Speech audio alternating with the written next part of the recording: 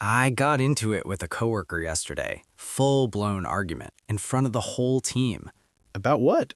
Our Q2 strategy. I had data showing that our current approach was bleeding money, clear numbers, exposed every flaw in his plan. I went point by point. Margins, conversion rates, customer acquisition costs. By the end, there was nothing left of his argument. I dismantled it. And? And he's still doing it his way. The director sided with him, not because his plan is better, I proved it wasn't, but because, and I quote, "We need team cohesion right now, not internal conflict." So you won the argument and lost the outcome. Completely. And now he won't even look at me. Two other people on the team have gone cold, and the director, who I thought respected me, basically told me to dial it back. Let me ask you something. In the moment, when you were dismantling his plan point by point in front of everyone, how did it feel? Good. It felt good. Like I was finally cutting through the nonsense. Like the truth was winning for once. And how does it feel now? Like I won a battle and lost a war I didn't even know I was fighting. That's because argument is the most seductive trap in professional life. It feels righteous. It feels like you're serving the truth. But what you're actually doing, in the moment, in front of other humans, is making someone feel small. And people will forgive almost anything before they forgive that. But I was right. The numbers were right. The numbers were right. Your method was catastrophic. Because here's what actually happened in that room. You didn't just challenge his strategy. You challenged his competence, in front of his peers, in front of his boss. Every data point you laid out didn't just say this plan is flawed, it said the person who made this plan is flawed. And no amount of being correct can survive that translation. That's not what I meant. It doesn't matter what you meant, it matters what he felt, what the room felt. And the room felt tension, dominance, and humiliation. The director didn't side with him because of the numbers. The director sided with him because you turned a strategic discussion into a public execution, and no leader wants that energy on their team, even if the executioner is right. So what was I supposed to do? Just let a bad plan go forward? Sit there and smile while we hemorrhage money? You were supposed to win. You just chose the wrong weapon. You chose argument when you should have chosen demonstration. What's the difference? An argument tells people they're wrong. A demonstration shows people what's right. One creates resistance. The other creates conversion. And the gap between the two is enormous. When you argue, you're asking someone to abandon their position, publicly, in real time, with everyone watching. That's not a rational request. That's an emotional impossibility. Nobody, and I mean nobody, changes their mind in the middle of being told they're wrong. They dig in, they defend, they find reasons to hold their ground that have nothing to do with logic and everything to do with pride. So even if the argument is perfect, the audience isn't rational enough to receive it? The audience is human enough to prioritize dignity over data. And that's not a flaw in people, that's a feature. Because if we all just submitted to whoever had the best argument, we'd be ruled by debaters, not leaders. The ability to hold your ground in the face of pressure is actually valuable. It just works against you when you're the one applying the pressure. Okay, so what does demonstration look like? In my situation, how do I show someone their strategy is wrong without telling them?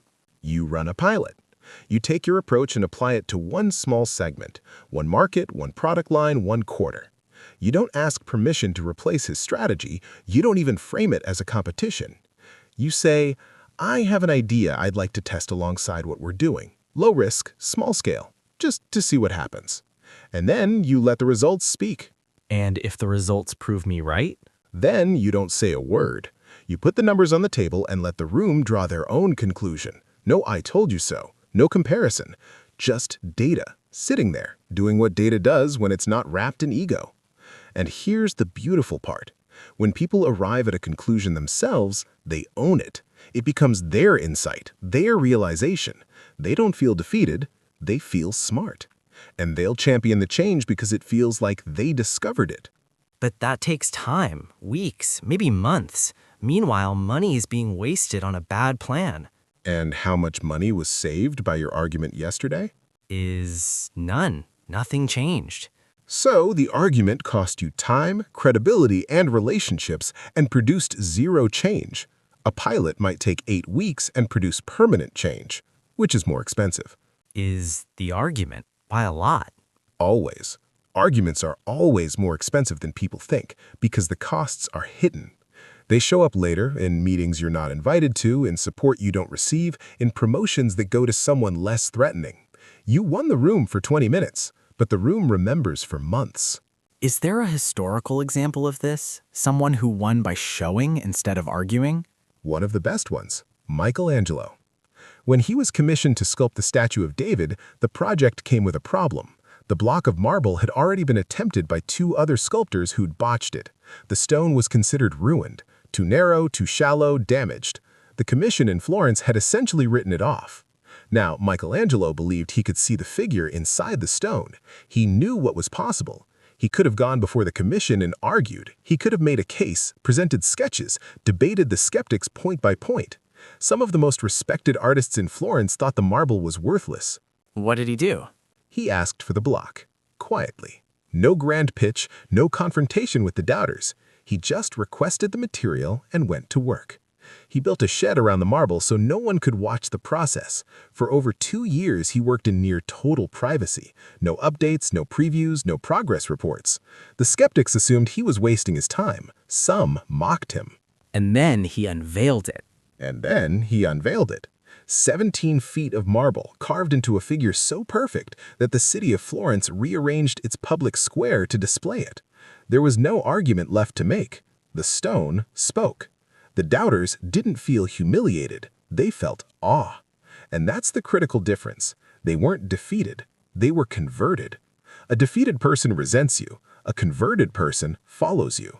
Because they arrived at the conclusion through their own eyes instead of through your mouth. Exactly. Michelangelo didn't tell anyone the marble had potential. He showed them a David, and no verbal argument, no matter how eloquent, could have produced the silence that filled that square when the curtain dropped. That silence was victory, complete, unassailable, ego-free victory. But he had the talent to back it up. What if he'd unveiled a mediocre sculpture? Then the skeptics would have been right. Then they would have been right. And that's the risk of demonstration. You have to actually deliver. Argument is cheap. Anyone can argue. You just need words and confidence. But demonstration requires substance. You're putting your work on the line, not your rhetoric. And that's why it's more powerful, because everyone in the room knows the stakes are different. When someone argues, the room evaluates the argument. When someone demonstrates, the room evaluates reality. And reality is much harder to dismiss. There's something else in the Michelangelo story, though. The shed, the privacy. He didn't work in public. He didn't invite commentary along the way. He protected the process until the result was undeniable. That's a crucial detail, because most people, when they believe they're right, want validation along the way. They share early drafts, they seek feedback. They argue at the concept stage when the idea is still fragile and easy to kill. Michelangelo understood that an idea in progress is vulnerable to every critic with an opinion, but a finished masterpiece is immune to all of them. The timing of the reveal matters as much as the work itself. So don't argue at the blueprint stage. Wait until the building is standing. And then you don't need to argue at all. The building is the argument. Let me push back on something, though. There are situations where you can't run a pilot. You can't build a David.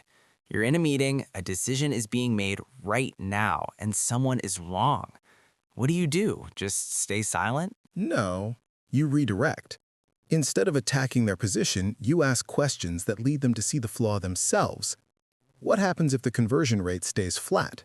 How does this account for the Q1 numbers? Where does this land if our assumptions about growth are off by 10%? You're not telling them they're wrong, you're inviting them to stress test their own thinking. And when they find the crack, and they will if the crack is real, they own the discovery. That's basically the Socratic method. It's the Socratic method applied to a conference room, and it works for the same reason it worked in Athens. People don't resist their own conclusions, they resist yours. When someone argues with you, your brain activates defense mechanisms. When someone asks you a question that reveals a gap in your own logic, your brain activates curiosity. Same destination, completely different path. But doesn't that take way more skill than just laying out the facts? Massively more skill, and that's exactly why most people don't do it. Arguing is easy, it's instinctual. Your brain sees a flaw, your mouth opens, and the words come out. Restraining that instinct, channeling it into questions instead of declarations, requires discipline that most people never develop. But the ones who do? They're the ones who change minds. Not in the moment, not with a mic drop, but permanently, because the change came from inside the other person, not from outside pressure. I keep thinking about yesterday, about my coworker's face when I was going through his numbers. He wasn't listening by the third slide. He was just waiting for it to be over, planning his defense. Everything after my first point was just noise to him. Because after the first point, he'd already classified you, not as a colleague with a valid concern, as a threat. And once someone classifies you as a threat, nothing you say penetrates. You could have the most elegant argument in the history of business, and it bounces off like rain on glass. The emotional gate closed, and no amount of data can force an emotional gate open. So the argument didn't just fail to convince him, it actively made it harder to convince him later. It hardened his position. Before your argument, he might have been flexible. He might have privately doubted parts of his own plan. Most people do. They know their work isn't perfect. But the moment you attacked it publicly, he had to commit. He had to defend it completely, even the parts he wasn't sure about. Because backing down in front of the team after that kind of assault would have felt like surrender. You didn't just fail to change his mind, you cemented it. That's the worst part. I didn't just lose yesterday. I made winning harder for the future. Every future conversation about strategy is now contaminated by this one. Unless you change the approach, unless the next thing you do isn't words, it's work. Quiet, undeniable work that arrives in the room before your ego does. You know what kills me? I'm a smart person. I know how to build a case, I know how to read data, but none of that mattered because I delivered it wrapped in a fight. The package destroyed the product. And that's a sentence worth remembering. The package destroyed the product. Yeah, I think that's the story of more than just yesterday for me. It's the story of most people who are right and alone. Next time, I'm building the David, and I'm keeping the shed closed until there's nothing left to argue about.